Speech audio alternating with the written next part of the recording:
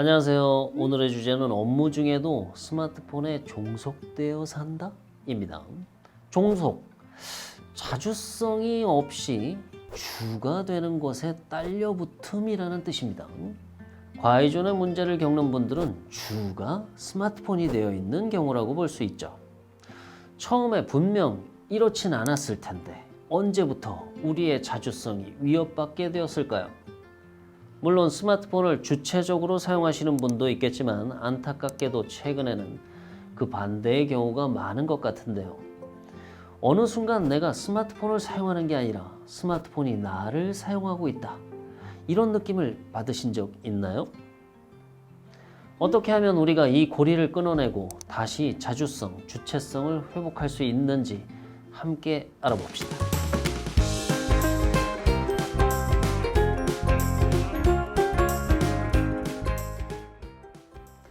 첫 번째 주제는 스마트폰이 부르면 달려간다 입니다. 어떻게 느껴지시나요? 여러분, 좋아하는 사람의 연락이 오거나 기다렸던 연락이 왔을 때 급한 용무일 때 이런 경우가 있기도 하죠. 하지만 여기서 말하는 경우와는 다른 것 같습니다. 왠지 굴욕적으로 느껴지는 문장이기도 한데요. 냉철하게 생각해보면 딱히 틀린 말은 아닌 것 같습니다. 그럼 각 항목들을 보고 자신에게 해당되는 내용이 있는지 체크해 보시길 바랍니다.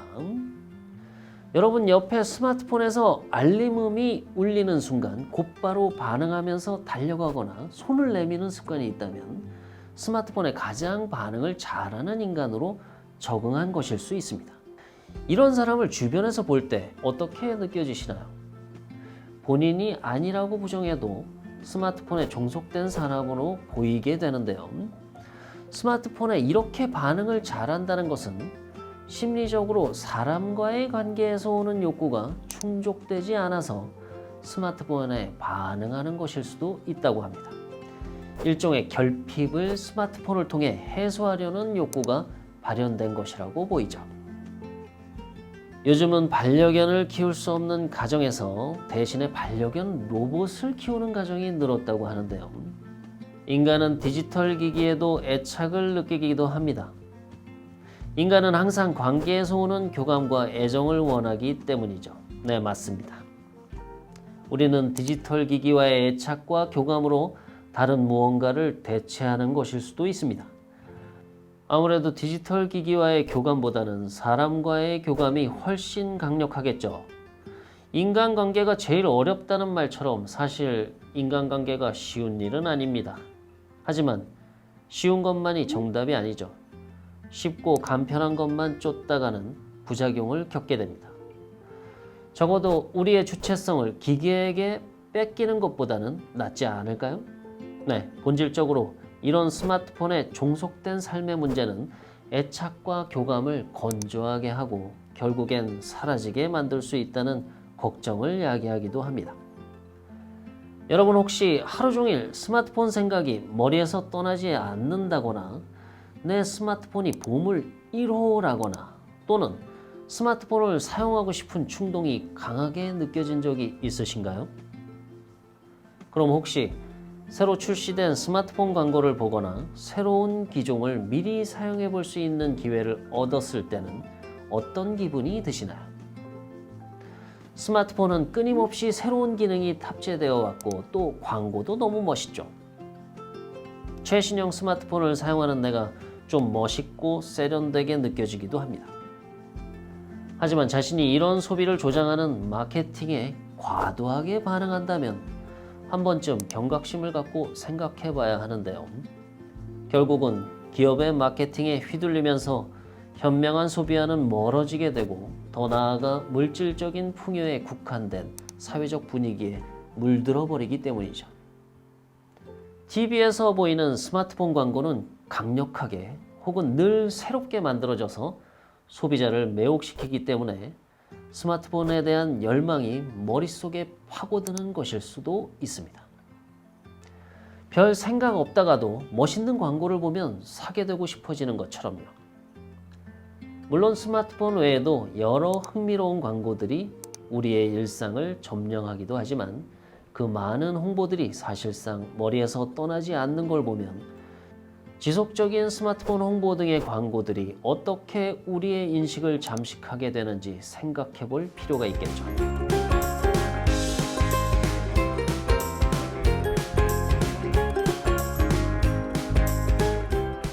두 번째 주제는 스마트폰에 종속된 상태는 각성과 환각의 환경도 영향이 있다입니다. 주제만 들어도 섬찟한 느낌이 드는데요. 그만큼 스마트폰이 우리에게 미치는 영향이 강력하다는 의미 같습니다. 적을 알고 나를 알아야 백전백승이라는 말처럼 내가 어떤 문제가 있는지 스마트폰이 어떤 점이 어떻게 해로운지 정확히 알아야 우리도 현명하게 사용할 수 있겠죠. 스마트폰을 못하면 손이 떨리고 불안해요.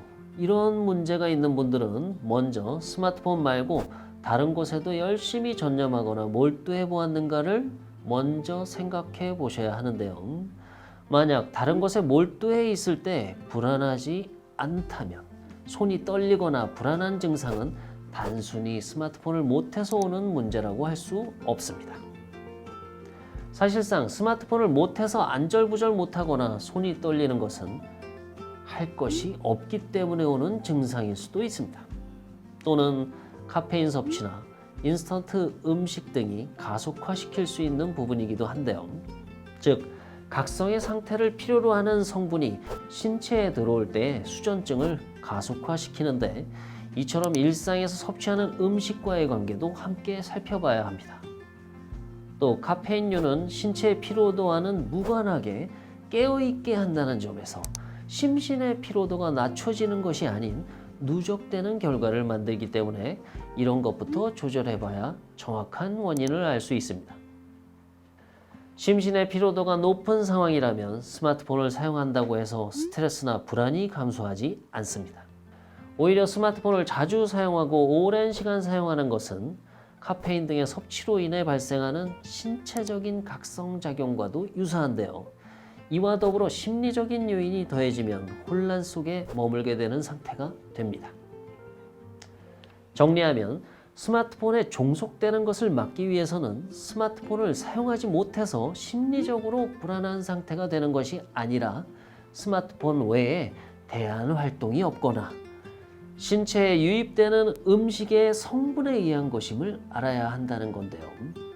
스마트폰의 문제인지 아니면 위와 같은 이유인지 살펴본 다음 스마트폰을 하는 것 대신 심리적으로 안정을 줄 수 있는 대안 활동을 찾아서 건강하게 해소하면 좋겠죠.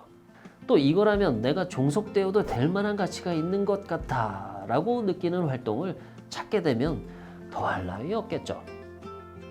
스마트폰을 오랜 시간 사용하다 보면 나타나는 기능적인 향상도 존재하는데요. 예를 들면 스마트폰 글씨 쓰는 속도가 남들보다 빠른 경우입니다. 일이나 동작을 정교하고 치밀하게 수행하는 교치성이 늘어나는 것인데요. 빠른 능력이 생길 정도로 너무 많이 했다는 증거라고 볼 수 있습니다.